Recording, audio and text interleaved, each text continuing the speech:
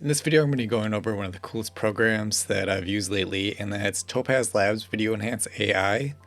And as the name suggests, this is going to be about increasing the quality of your videos, whether that's upscaling to a higher resolution or turning 30 or 60 frames per second into 120, 240 frames per second.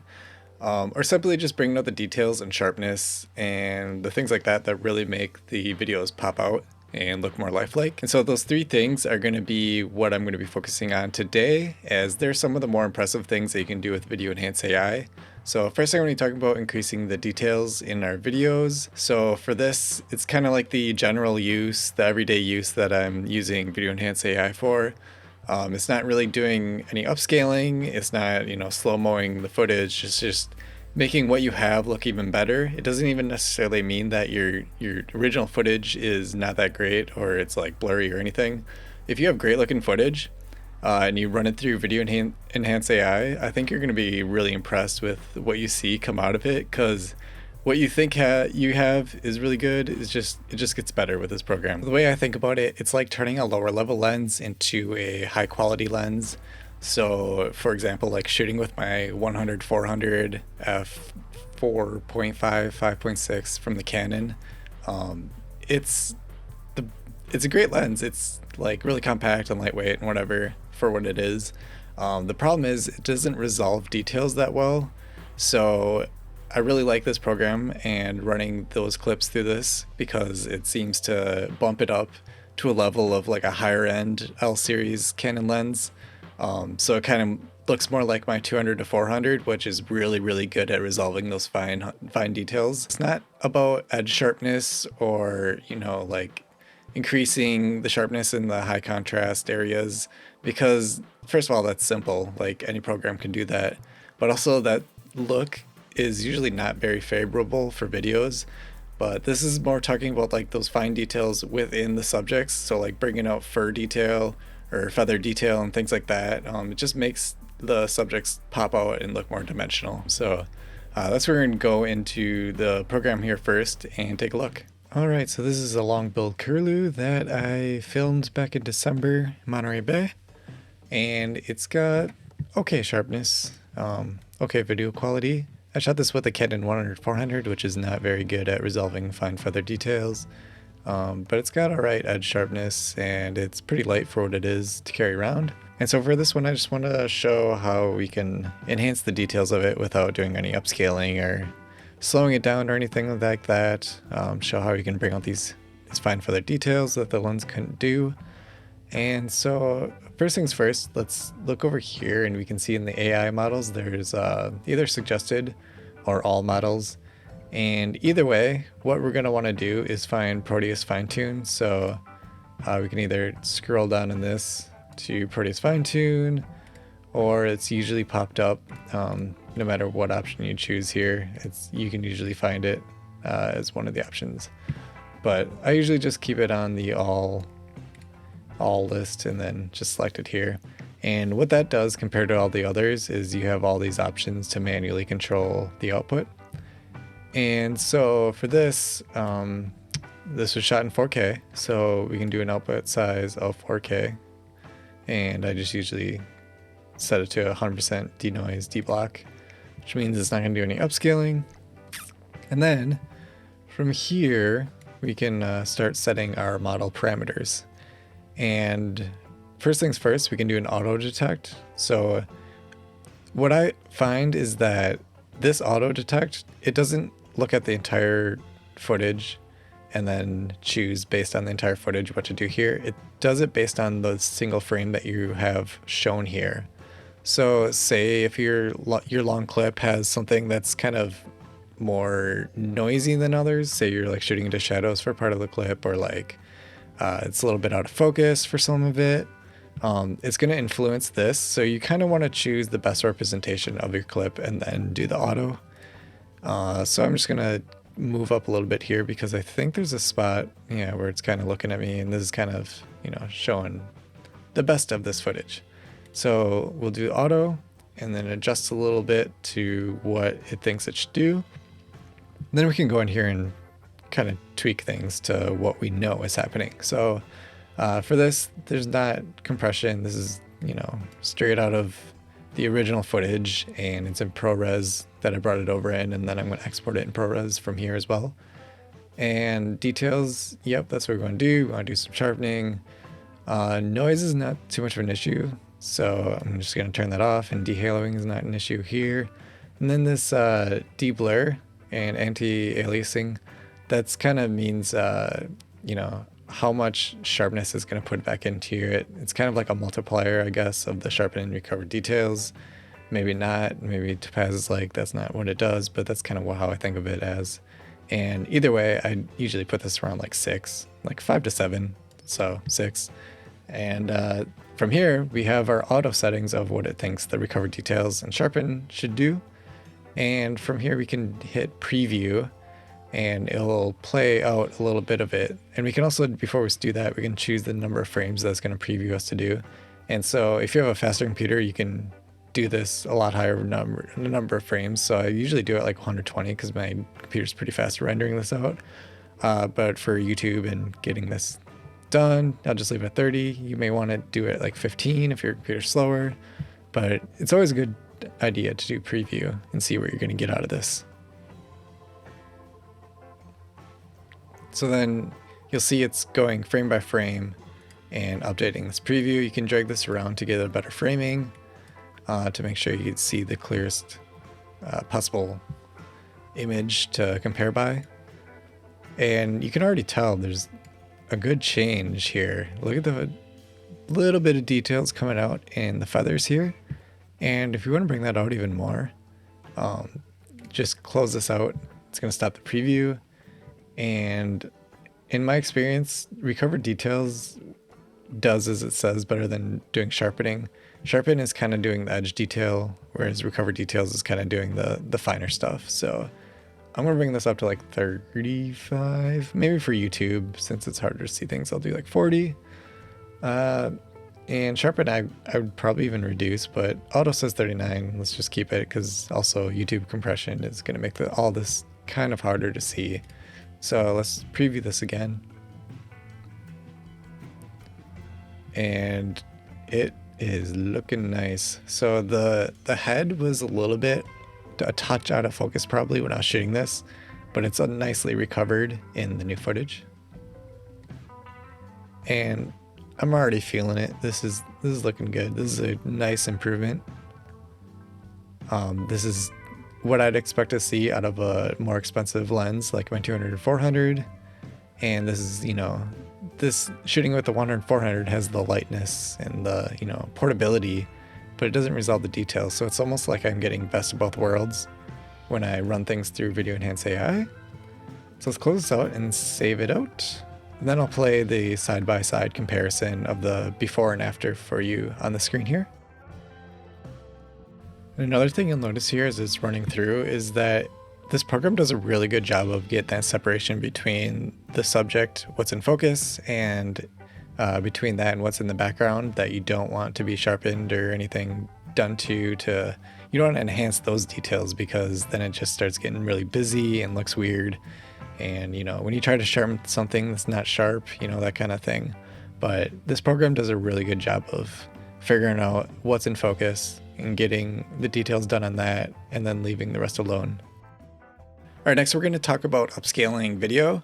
And so this is going to be really helpful for turning 1080p footage into 4K or 4K into 8K if you want to do that. There's actually some pretty reasonable reasons to do that.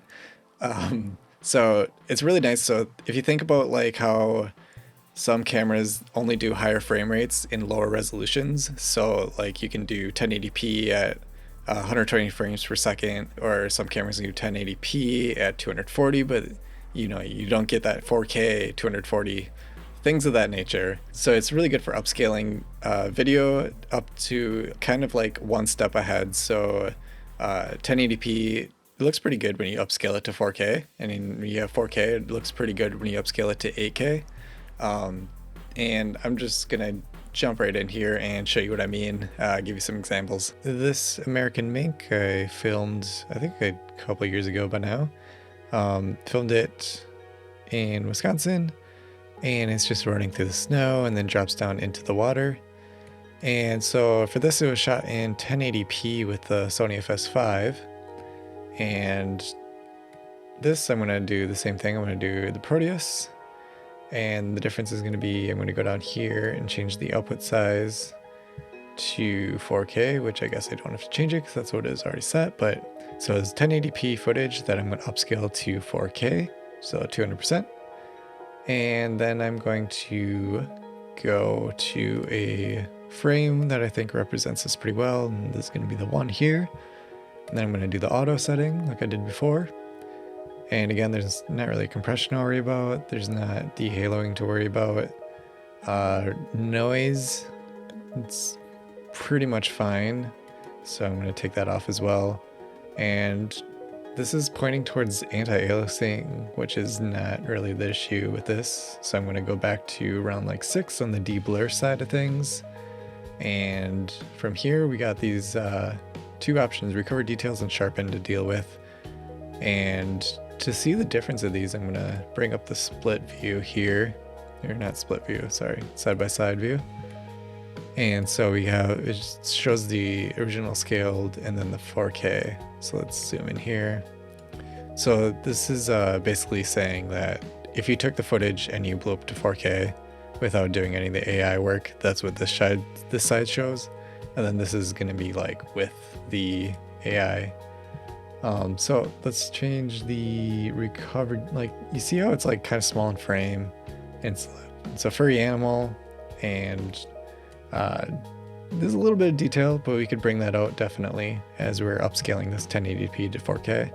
So let's just like add this to like, 40, again, YouTube compression, make sure you guys can kind of see what I'm doing here.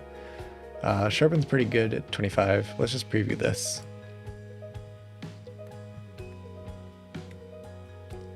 And look at that, that's crazy.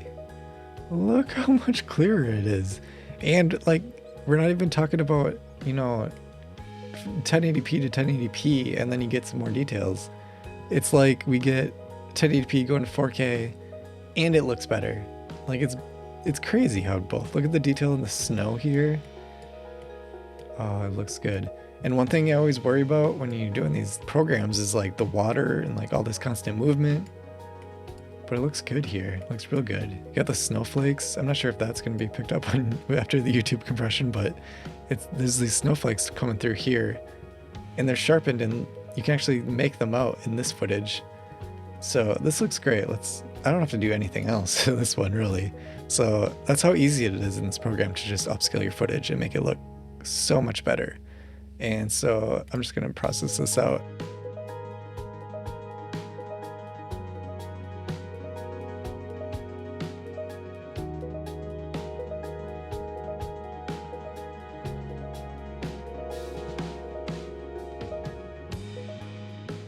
And another thing you might want to check out here is how it deals with motion blur as well. It still looks totally natural. Like, it doesn't try to sharpen out the motion blur in a way that looks unrealistic. It doesn't look like you're suddenly shooting at a really high shutter speed and making things all jittery and everything. So it does everything so well. It sharpens it, but it doesn't, over sharpen the motion blur on this here.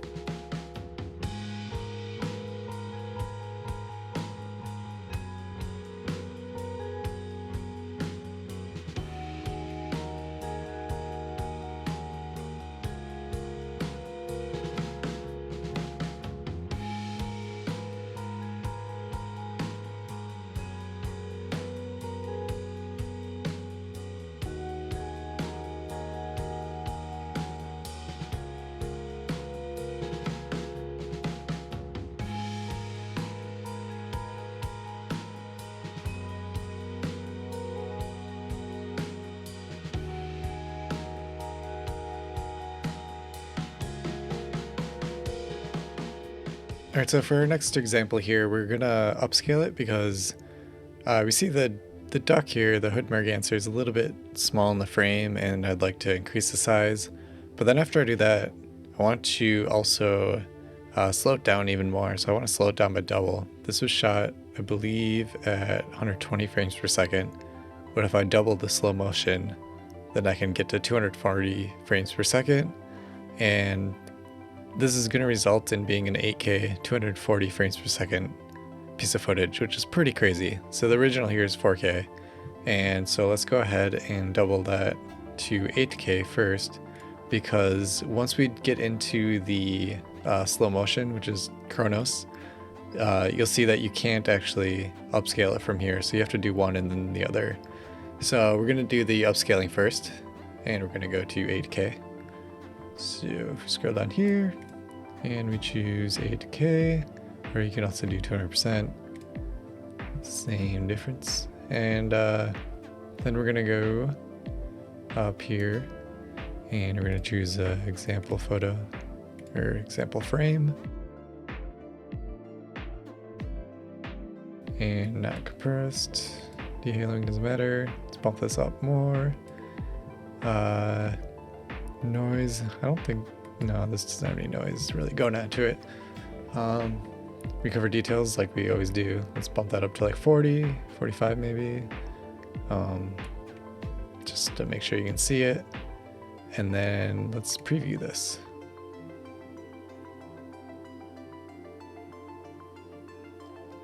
And since this is going from 4K to 8K, a lot of computers is probably going to start chugging along, but the Mac Studio has been pretty good to me here, so it can fly through this preview pretty fast. And you can see it's enhancing these details, these feather details on the head here. Even like these really fine feathers. You can see a little bit improvement there. These water droplets are starting to pop out. Overall, a really nice upscaling process here.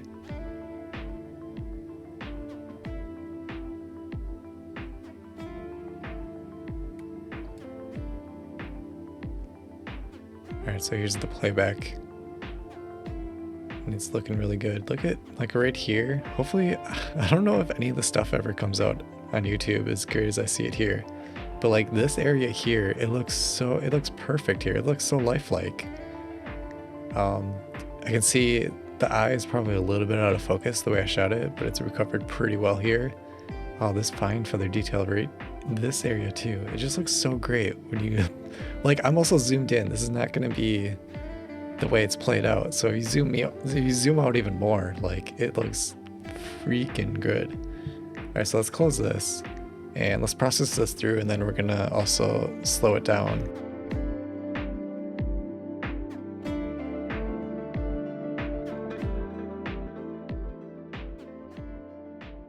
So one of the more interesting prospects of what this software can do is that it can slow down footage by way of adding more frames. So you can take in a 24 or 30 or 60p, 120p, you can input that into the program, and then you can spit back out, you know, slowed down by 2 or 4 times. I think you can go down to 2,000 times slow motion, which is probably not going to work out. I've never tried it in this program, but maybe we'll do that for fun. But it's really, really good, I find, for slowing down like one step up. So if you have 60 frames per second footage, it's pretty good at adding a frame in between those to get you double the frames to get to 120 frames per second. Or if you have 120 frames per second footage, you can get to 240. So that's really nice for like my Canon R3 that shoots 4K 120, and I want to do like 4K 240, which most cameras aren't going to be able to do. But if you run it through this program, use the AI to get a frame in between each, it works pretty well, and I'll show you how that's done here. Alright, so I dropped in the 8K output back into the program here, so now we're working with the 8K footage of what I just showed before. This hood merganser flapping its wings. And now we're going to slow it down by 200%, so it's going to be essentially 8K 240 frames per second. And so for the output size, we're just going to do 100%, make sure that's the same. And I don't know what I'm setting that because now that I remember that Chronos doesn't matter. So switch over to Chronos, ignore that. Slow motion 200%, yes. And you can see you can do 150% all the way up to 2000%. And you know 2000% is going to look terrible. So generally it depends on what you got and the reasons you're slowing it down. If you got fast motion and you're trying to slow down fast motion, the higher you go, the worse it's going to be off. But if you're like just doing, like I have this fox down here that's kind of just trotting along, and frame by frame, it's fine. So if you have something like that where it's slower moving action, and you just want like this weird slow-mo effect to something that's already kind of slow, I guess you could do 2000, but generally just stay realistic, I guess I should say. So 200%, that's only adding 1 frame between each original frame. So I think we're gonna be pretty good here. This is all we need to set, and that's all we need to do. We can preview this, but since there's no real other settings to do, you might as well just go through the entire thing and just process it. And I'll play it, play the original and then play what's been outputted here.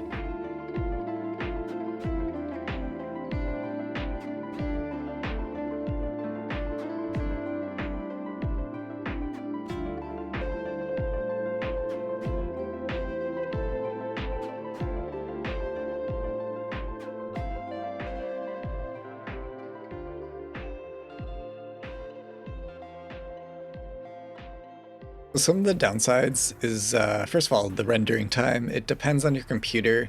So I didn't really start even using Video Enhance AI until I got the Mac Studio, because it just runs it so much faster. So depending on your computer setup, the time it takes to save out footage is going to vary, and with older hardware, it's going to be a significant bump in time. And then next up is the round trip experience when working on a clip-by-clip basis.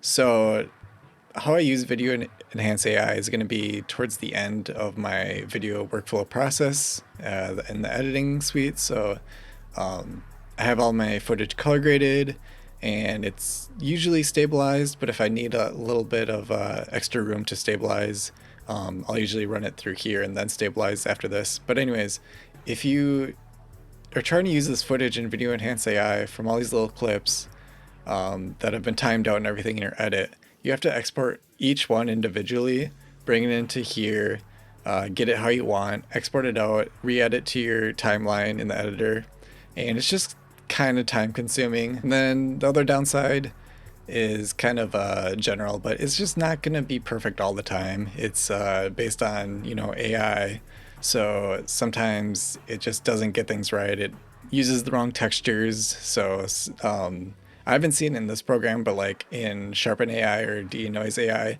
sometimes it will like put fur on where there should be feathers and things like that.